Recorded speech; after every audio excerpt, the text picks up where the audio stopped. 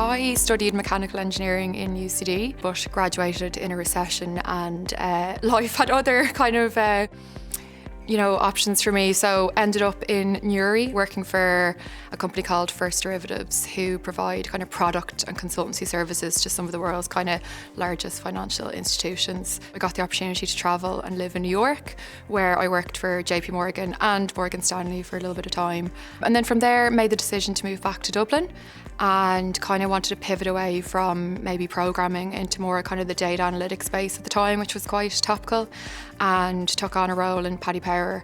And then since then have kind of taken on a leadership kind of roles in loads of different industries and kind of areas across commercial, analytics, strategy, development and execution, and more recently ended up in Dublin Airport working in operations, which was something a little bit kind of different as well.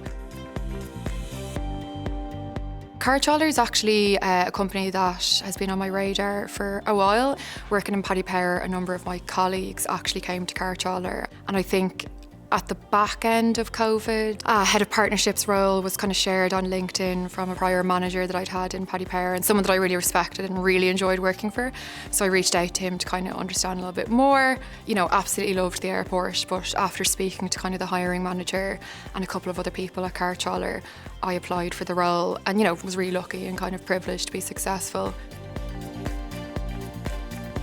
I joined as head of partnerships, working with an incredible team that I'm really proud to be part of. And that team 15 months ago were on a kind of a bit of a change journey. There was a lot of new joiners to the team, etc.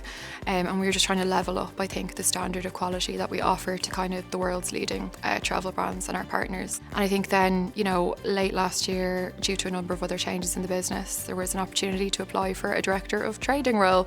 I questioned whether it was the right time for me. I really love my current team, but I felt, again, I had all the kind of right skill sets to go for it, and I felt I'd be a really strong candidate. So I put my name in the hat and applied and went through the process, and thankfully was successful. So here I am today. I'm quite, I hope people would say, quite a warm and compassionate person, and I really value strong connections with my team. And as I kind of progressed through various leadership positions and as my team grew, I started to maybe question and challenge my approach and what it meant to be a leader, and I suppose what a typical leader should look like. So I try to create an environment in my team that has really high levels of psychological safety, and what that means is just really open kind of environment where everyone can contribute, they can share their views, their opinions, no one's afraid to speak up, we learn from mistakes. And I think that coupled then with, really high accountability and motivation leads to really successful outcomes, not just for the business, but for the team and the individuals. And I think I measure my success through the success of others on my team and, kind of feel privileged to be a small part of their career journey as well. I think I've been really privileged over the years to work with both managers and mentors, both female and male, that have afforded me kind of great feedback, that have challenged me as well and pushed me and kind of offered me kind of words of wisdom along the way. And what I'd say is kind of linked to just being yourself. Don't be afraid to speak up. That is what diversity means. It's bringing different backgrounds and opinions to the table. They're really valued, and I think they result in kind of better outcomes. I think secondly, if it scares you, you probably should do it, is my view. You're kind of the CEO of your own career. Just go for it. I think I would absolutely say to people, I have learned more in the valleys than I have on the mountaintops, and it's in those kind of situations that you really grow. So no matter where you are now, I think there's a learning opportunity if you can see it. And I think last but not least, I think don't sweat the stuff that's not in your control.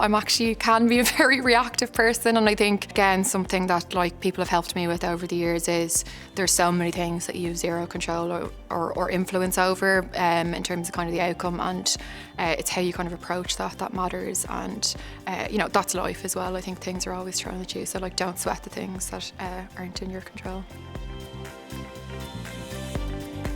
Cartrawler really closely aligns with my personal values, which I think helps.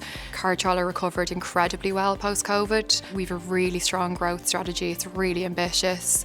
And what that means is people are afforded some really interesting opportunities to work on really complex, kind of challenging problems.